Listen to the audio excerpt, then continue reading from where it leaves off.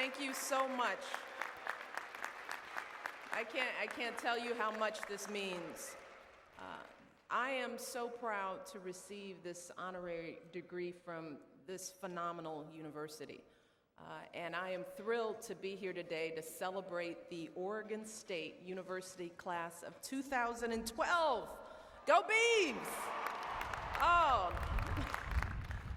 I want to start by thanking President Ray for that very kind introduction and for the degree. I also want to thank Provost Randhawa.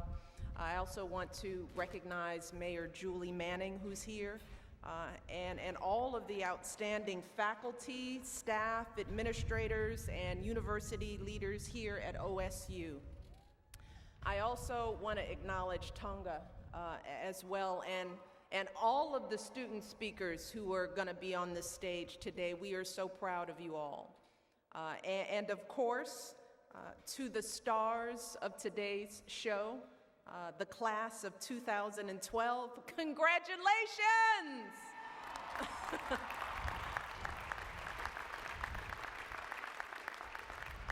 We are all so proud of you. We are proud of how hard you've worked, how much you've grown, and all that you've achieved during your time here at Oregon State. And I know that none of you did this alone. As the president said earlier, you all are here today in large part because of those beautiful people up in the bleachers, the folks who pushed you and believed in you and answered the phone every time you called, even when you were just calling for money. So graduates, again, let's give another round of applause to your family, especially to all of the fathers out there on this beautiful Father's Day. Today is their day too.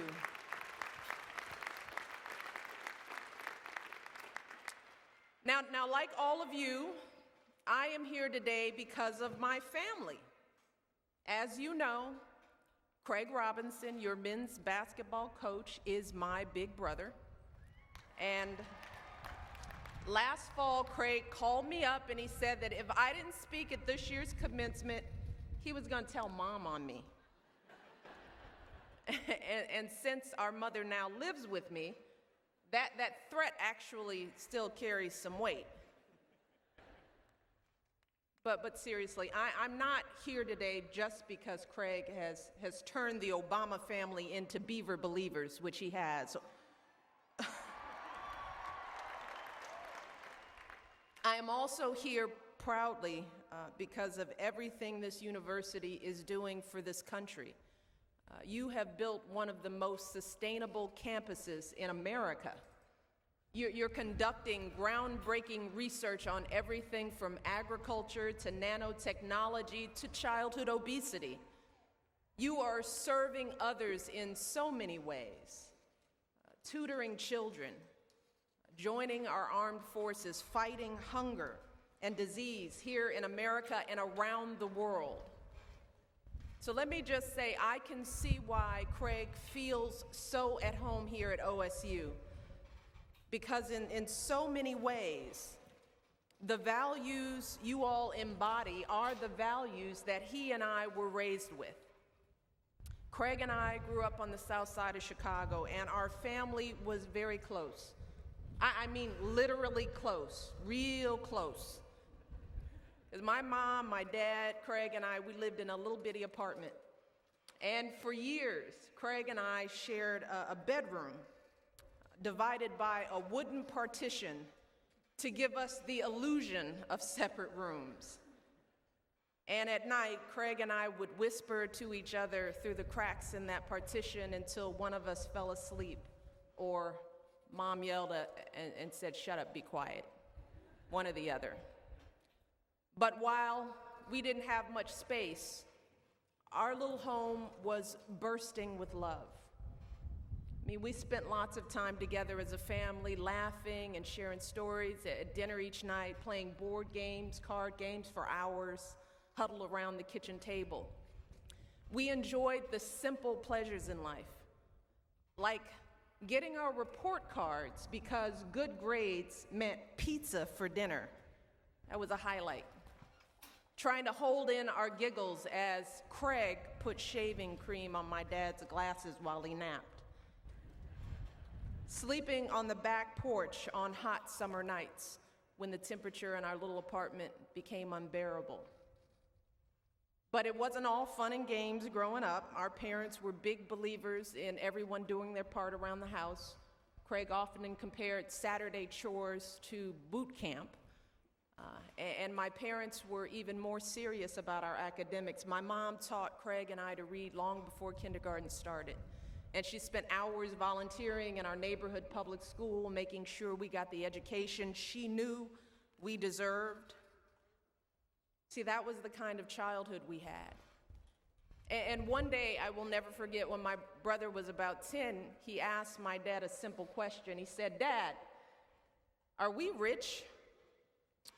To answer this question, my dad took his next paycheck from his job at the city water plant. And instead of depositing that check, he cashed it in small bills. He then came home and dumped out all that money on the kitchen table. Craig was impressed.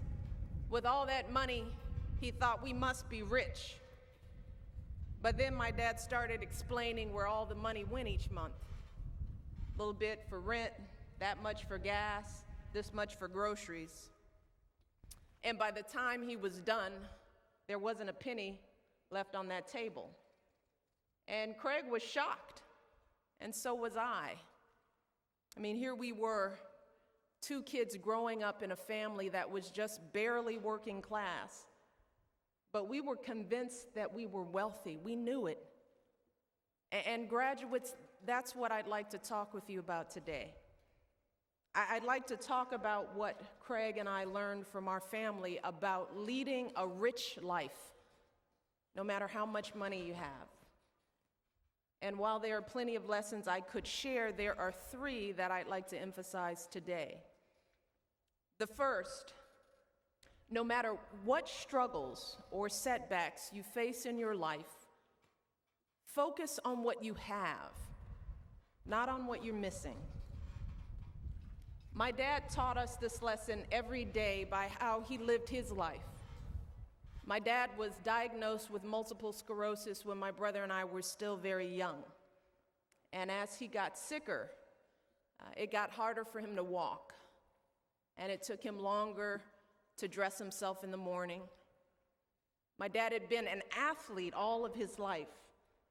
He was a boxer and a swimmer in high school. So it must have been hard for him to feel his body declining, to go from being an active, vibrant young man to barely being able to make it up the stairs.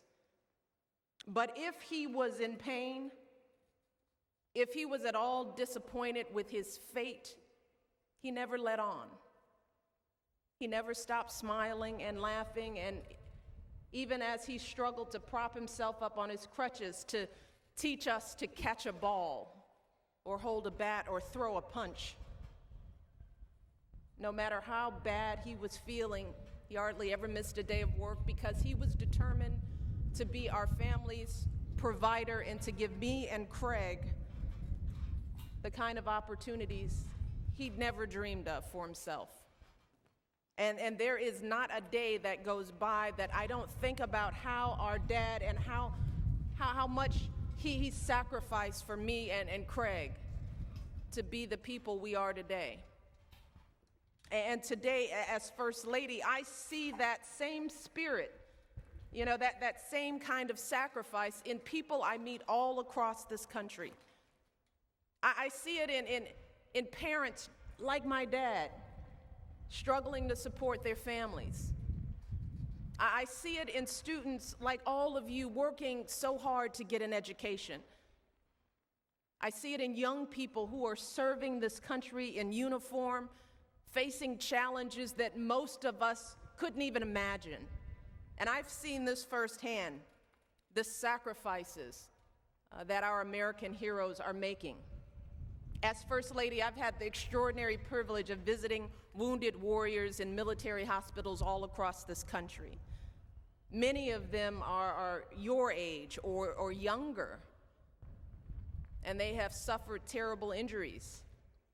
Some of them have lost a limb. Some of them have lost 2 limbs, some 3.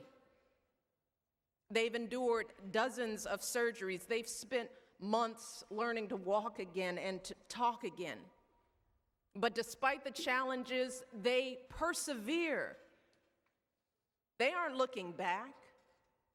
They aren't dwelling on what they've lost. Instead, they are making plans for their lives. They're reimagining their futures. They tell me they're not just going to walk again, they're going to run, and they're going to run marathons.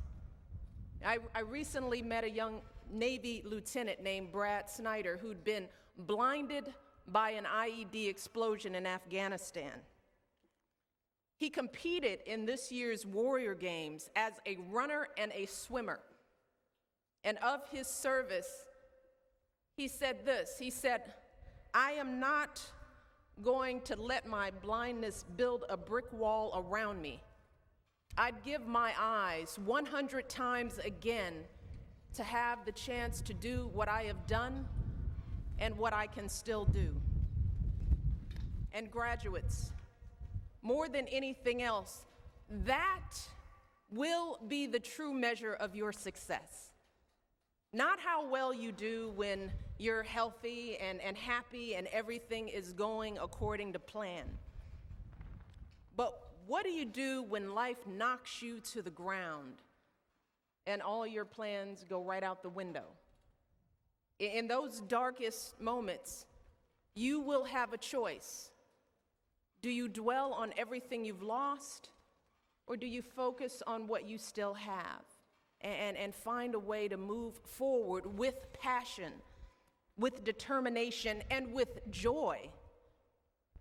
And I know that many of you in this graduating class have already faced this choice in your own lives. Tonga shared with us today, but there's also one of today's graduates, Vanessa Vasquez.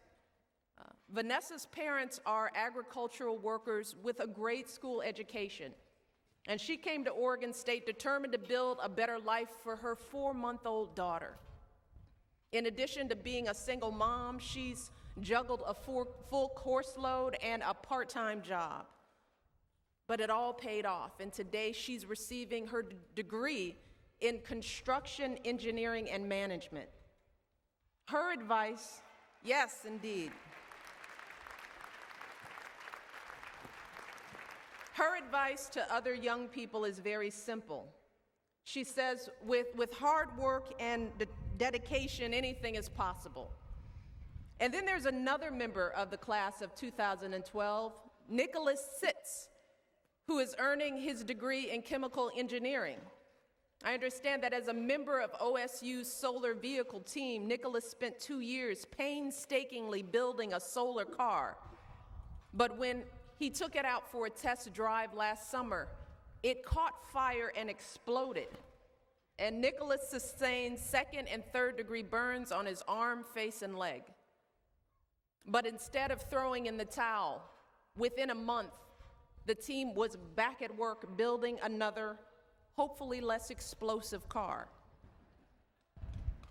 Vanessa and Nicholas and the OSU solar team didn't give up when things got hard. Instead, they just dug deeper and worked harder and refused to give up on the success that they dreamed of. And that actually brings me to the second lesson I want to share about leading a rich life. And that is to define success on your own terms. Now, growing up, my parents always told me and Craig to be true to ourselves. But really, when you're a kid, it's hard to know what that means, right? And as you grow older, often it's just easier to grab for those gold stars and try to get that brass ring. And Craig and I both know this from experience. After graduating from college, we did everything we thought we should do to be successful. Craig went to business school, I went to law school, we got prestigious jobs at an investment bank and me at a law firm. We soon had all the traditional markers of success, the fat paycheck, the fancy office, the impressive lines on our resumes. But the truth is, neither of us was all that fulfilled. I didn't want to be in some tall office building writing legal memos. I wanted to be down on the ground helping the folks I grew up with. I was living the dream, but it wasn't my dream. And Craig felt the same way, unbeknownst to me. So eventually, we quit those corporate jobs. I went to work in the mayor's office. Craig got a job coaching basketball. And we both took salary cuts that made our mother cringe. But we were excited about our new careers. You know, we look forward to going to work every morning, and we both realized that success isn't about how your life looks to others. It's about how it feels to you. We realized that being successful isn't about being impressive, it's about being inspired. And that's what it means to be your true self. It means looking inside yourself and being honest about what you truly enjoy doing, because graduates, I can promise you that you will never be happy plodding through someone else's idea of success. Success is only meaningful and enjoyable if it feels like your own. But of course, a successful career alone does not make for a rich life. As you've all learned from the friends you've made and the relationships you've formed here at OSU, what makes life truly rich are the people you share it with. And that brings me to the final lesson I want to offer today. And that is, wherever you go, whatever you do, don't leave behind any unfinished business with the people you love. You see, our dad died of complications from his MS when I was in my mid-20s. And let me tell you, for months, I felt like I couldn't breathe. I had this physical sense of grief, this emptiness in my life that I just couldn't fill. But as hard as it was to lose my dad, and as much as I still miss him every day, I knew that I had never missed a chance to tell my dad I loved him. And he'd always done the same for me. And whenever Craig and I saw him struggling to walk and we worried that life was getting too hard for him, my mom would always reassure us that he was so proud of us, so proud to be our father, that he felt like he was the luckiest guy ever to walk the earth. And all of that gave me a sense of peace. A sense that I had no unfinished business with my dad. And that's what allowed me to move forward. So graduates, as you make your way in the world, I urge you not to leave behind any unfinished business. If you're in a fight with someone, make up. If you're holding a grudge, let it go. If you hurt someone, apologize. If you love someone, let them know. And don't just tell people that you love them, show them. And that means showing up. It means being truly present in the lives of the people you care about. Liking them on Facebook doesn't count. Nor does following them on Twitter. What counts is making the time to be there in person. Because I can promise you that years from now, you will not remember the texts you've exchanged with your friends here at OSU. But you will remember how they cheered you on at your game, right? You will remember how they brought you chocolate and spent hours comforting you when your boyfriend or girlfriend dumped you. What jerks. You will remember all the hours spent diligently studying in the library. That one's for the parents. But seriously, those are the memories that you'll carry with you for the rest of your life. Those are the experiences that make you who you are. And that is as true for me today as it was back when Craig and I were growing up in that little apartment in Chicago. You see, when I come out here to Corvallis and I visit my family, I am not the First Lady. I am Coach Robinson's little sister. I am Mish to Craig and to my niece and nephews. I sleep on the pull-out couch in Craig's guest room, and my daughters pile into the living room with their cousins for a sleepover. It reminds me of old times when everyone huddled together in the kitchen laughing and teasing and driving each other crazy, telling stories late into the night, and just like when we were little, Craig and I feel very, very rich. So graduates, that is my wish for all of you today. I wish for you a life rich in all the things that matter. I wish for you work that inspires you. I wish for you those experiences that help you learn and grow.